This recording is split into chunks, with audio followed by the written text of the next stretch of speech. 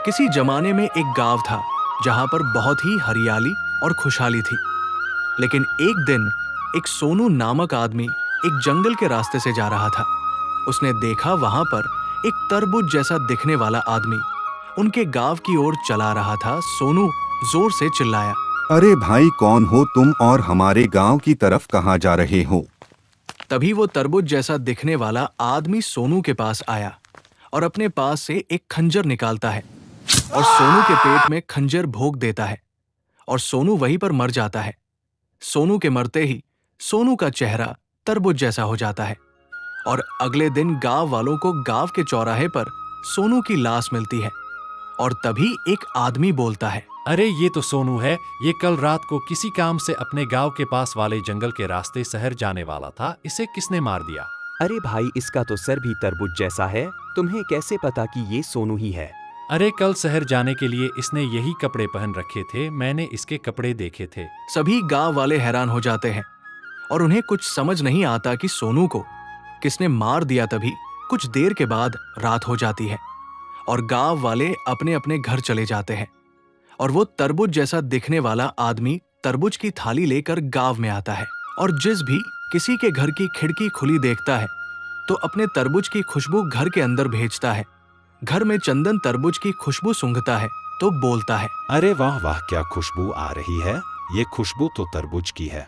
तरबूज की खुशबू से चंदन खिंचा चला जाता है और घर के बाहर आ जाता है और बाहर देखता है तो उसे खंजर हाथ में लेकर खड़ा तरबूज जैसा दिखने वाला आदमी दिखाई देता है। उस आदमी को देखकर चंदन बोला, अरे बाप रे, तरबूज जैसा दिखने वाला भूत बचाओ, कोई तो बचाओ। चंदन की चिल्लाने की आवाज सुनकर राजू दूर पेड़ के पीछे से ये सब देख रहा था और अकेले होने की वजह से कुछ नहीं कर पाता। लेकिन बाकी सभी गांव वालों के घर के दरवाजे और खिड़की बंद होने की वजह से चंदन की आवाज किसी को सुनाई नहीं देती और वो भूत चंदन को खंजर भोंक के मार देता है।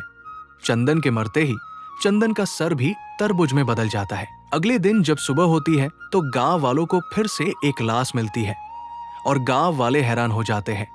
तभी राजू वहां आता है और सारी बात गांव वालों को बताता है। गांव वाले ये सब सुनकर बोलते हैं, अगर ऐसा है तो आज हम सभी लोग एक तांत्रिक के पास चलेंगे और उनसे मदद मांगेंगे। हाँ हाँ भाई, हम सब लोग तांत्रिक बाबा के पास चलेंगे। इतना बोलकर गांव वाले एक बाबा के पास जाते हैं और बाबा को सारी घटना के बारे में बताते हैं। तांत्रिक उनकी बात सुनकर बोला, मैंने अच्छे अच्छे भूतों को ठीक किया है। तुम लोगों को डरने की कोई जरूरत नहीं है। बस तुम सब मुझे उस भूत के पास ले चलो। इतना बोलकर गांव वाले तांत्रिक को अपने साथ लेकर चले जाते हैं और फिर जैसे ही रात होती है तो वो तरबूज जैसा दिखने वाला भूत गांव में आता है। सभी गांव वाले उसे देखकर डर जाते हैं और तांत्रिक को लेकर उस भूत के पास जाते हैं और तांत्रिक भूत से बोलता है, अरे कौन है तू? इन लोगों को क्यों मार रहा है? इन लोगों ने तेरा क्या बिगाड़ा है? अरे तांत्रिक, तू बीच में मत आ, नहीं तो इन गांव वालों की तरह तू भी मारा जाएगा। मैं पूरे गांव के लोगों को मार दूंगा। अरे हम गांव वालों ने तुम्हारा क्या बिगाड़ा है? तुम हमें क्यों मारना चाहते हो? अरे कौन है तू? इन लोगों को क्यों मार रहा है? इन लोगों ने तेरा क्या बिगाड़ा है? मैं पूरे गांव को जब तक शमशान नहीं बना देता तब तक मेरी आत्मा को चैन नहीं मिलेगा। तू इन गांव वालों को क्यों मार रहे हो? इन्होंने तुम्हारा क्या बिगाड़ा है? तू सच बता, नहीं तो मैं अपने पास से गंगा जल निकालकर तेरे ऊपर डाल दूंगा तो तू यहीं जल के भस्म हो जाएगा। नहीं, गंगा जल मत डालना मेरे ऊपर, मैं बताता हूँ सब कुछ। तभी भूत बोलता है, बहुत दिनों पहले मैं भी इस गांव में रहता था और अपनी जमीन पर खेती करके अपने परिवार का पेट भरता था। लेकिन एक दिन मेरे तरबूज के खेत में सरपंच के बेटे ने आग लगा दी और मेरा पूरा खेत जलने लगा और ये सब गांव वाले खड़े होकर देख रहे थे। लेकिन किसी ने भी मेरी मदद नहीं करी और मेरा पूरा खेत जल गया और उसी आग को बुझाते बुझाते मैं भी उसी आग में जलकर भूत बन गया। सरपंच के बेटे की तरबूज की दुकान के सामने मेरी दुकान थी और सभी लोग मेरी दुकान से ही तरबूज लेते थे। इसीलिए सरपंच के बेटे ने एक दिन रात को मेरे खेत में आग लगा दी।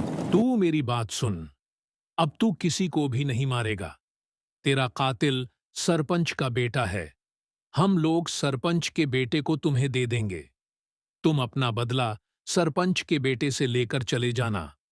तुम्हारी आत्मा को मुक्ति मिल जाएगी। सभी गांव वाले सरपंच के बेटे को पकड़कर भूत को दे देते हैं और वो भूत सरपंच के बेटे को अपने साथ ले जाता है और उस दिन के बाद से भूत कभी गांव में नहीं दिखाई देता।